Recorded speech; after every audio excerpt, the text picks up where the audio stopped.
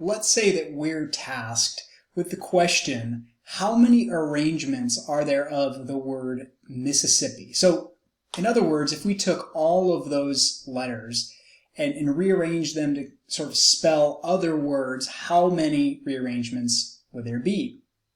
Now, this may not seem like an interesting question, but it is one that poses some challenges in our counting principles so far, namely the fact that these letters are not all distinct. Right, so we have 1, 2, 3, 4, 5, 6, 7, 8, 9, 10, 11 letters. But we only have M, I, S, and P. So there are 4 distinct letters.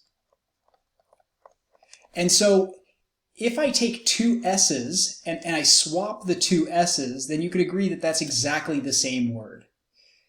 And when we count arrangements, we don't want the same word over and over again. So if I were to draw 11 spaces here,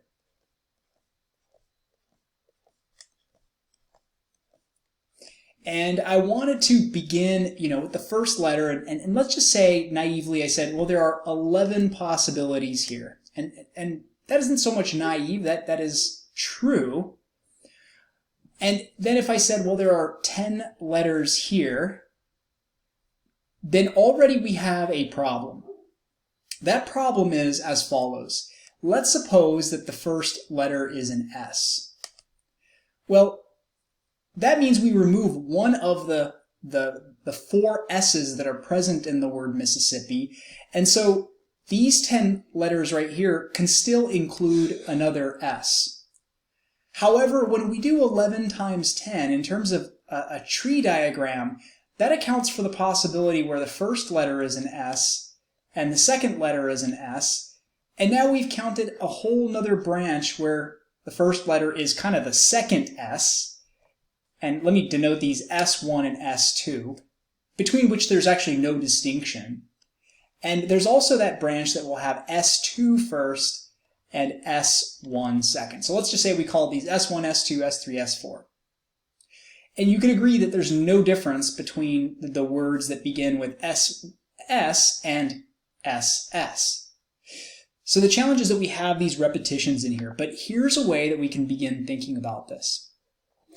Rather than, and we don't have repetition, we're not allowing repetition here, the order does matter, but we have duplicates of the same letter. So let's reformulate our counting problem the following way. Instead of picking a letter to fill a spot, let's pick spots into which we're going to put a letter.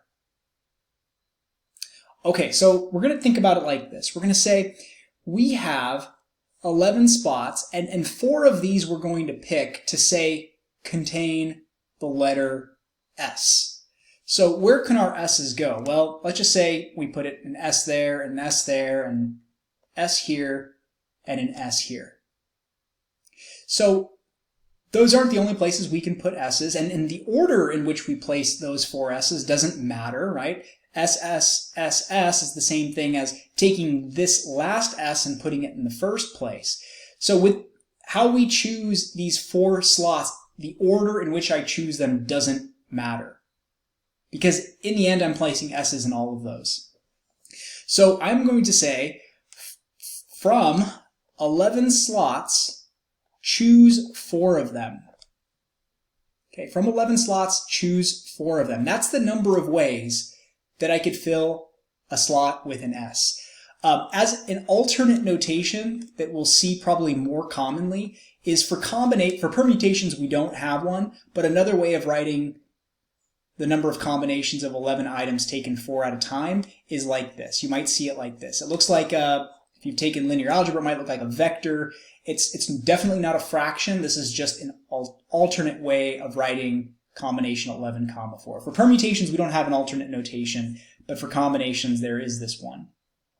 Now, this tells me the number of ways that I could place 4 S's in 11 slots. What do I need to do next? Well, I have 3 more distinct letters. And let's just focus on another repetition, the I. How many I's do I have? Well, I have 4 I's as well, and I could place an I there, I could place an I there, maybe an I over here, and an I over here.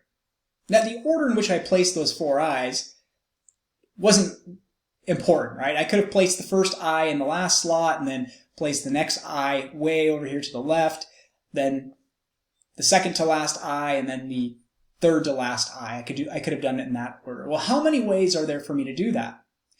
Well, I don't have 11 slots left. I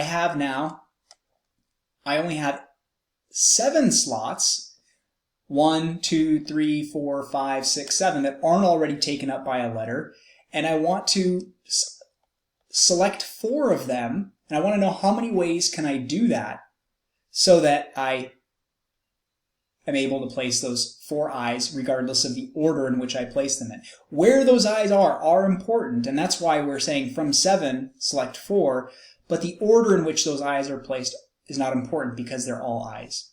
So again, I could write this as 7 combination 4. Now I have 2 letters left. Of course, I have P's, and I have 2 P's, and I could place maybe the P here and the P here. That's just one example. Well, there were 3 slots left, right? Because I've just filled up 4 of the 7. So from the 3 slots, I could pick any 2 of them. The order in which I place those 2 P's is unimportant. And again, I could write that as 3 combination 2. And then, of course, we only have 1 slot left for the M. And so the only place that M could be is in the 1 remaining slot. I'm just giving one possibility here because we can't list them all out. But from the 1 remaining slot, I'm going to pick one of them. Now, there's only one way to do that. 1 combination 1 is 1. If you just think about it intuitively, how many ways are there for me to pick one slot from 1 slot? Well, there's only one way. Now, what do I do with these 4 values? Let me compute these first, and I'm going to use my calculator, but again, we could use Wolfram Alpha. 11 combination 4. So there are 330 ways I could pick 4 slots from 11. From 7, there are 35 ways I could pick 4 of those slots.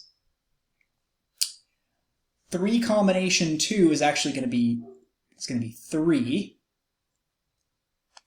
And you can double check that, but there are 3 ways you can do that. And then there's only one way that you can fill 1 slot with 1 value. All right, well, let's think about this. So this 330 represents all the different ways that I could fill 4 slots with an S. Then for each of those 330 ways, there are 35 more ways that I could fill the remaining, pick 4 slots from the remaining 7. So each of these 330 is going to lead to 35 separate branches because, again, these are all different placements of the S's, and then for each of those 330 different placements of S's, there are 35 placements of those I's. And we've given one example up here. And then for each of those 330 times 35 arrangements in which I could put 4 S's and 4 I's, each of those will have 3 different ways that I could fill or pick 2 slots from the remaining 3, and then, of course, all of those will only lead to one way that I can fill that last slot. So if I multiply these together, I'm going to get my answer. So 330 times 35 times 3 times 1. And that's going to give me 34,650 different arrangements. That's a lot. There's a lot of ways to do that. You can see why we just picked one. And you may be asking yourself, well, the way you did it is by starting with the S's and then moving on to the I's and then moving on to the P's and then moving on to the M's. What if we had tried to fill those slots in a different order?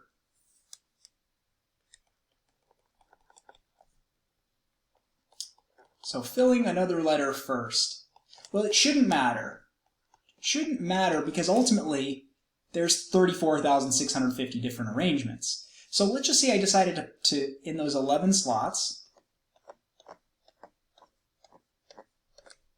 place the M first.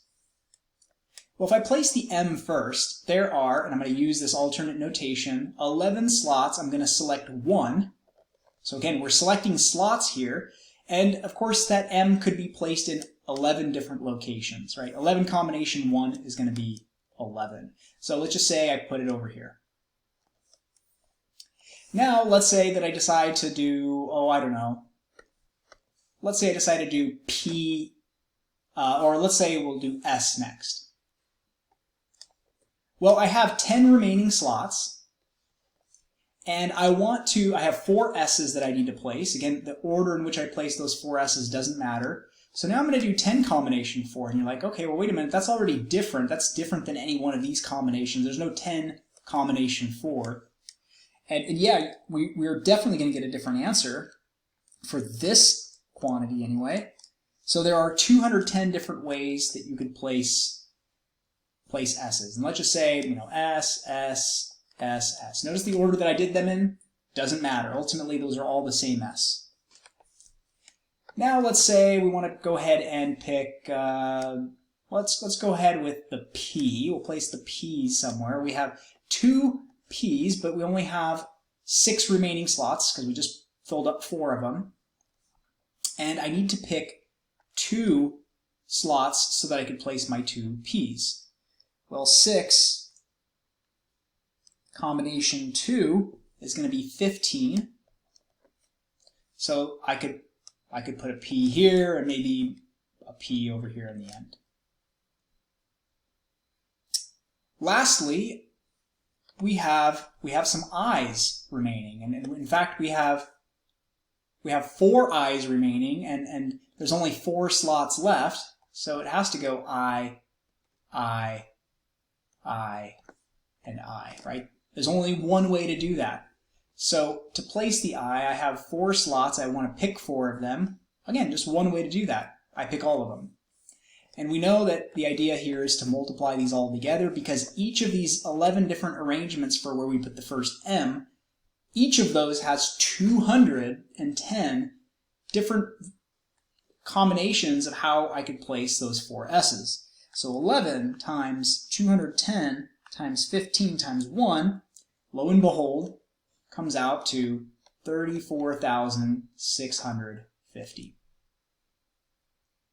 And this is just one example of when we're dealing with arrangements, and the order does matter, but there are some elements that are repeated, like the having only 4 distinct letters, and some of those letters have duplicates. This is a great example of how we still can focus on arrangement, even though internally there is some level at which arrangement doesn't matter.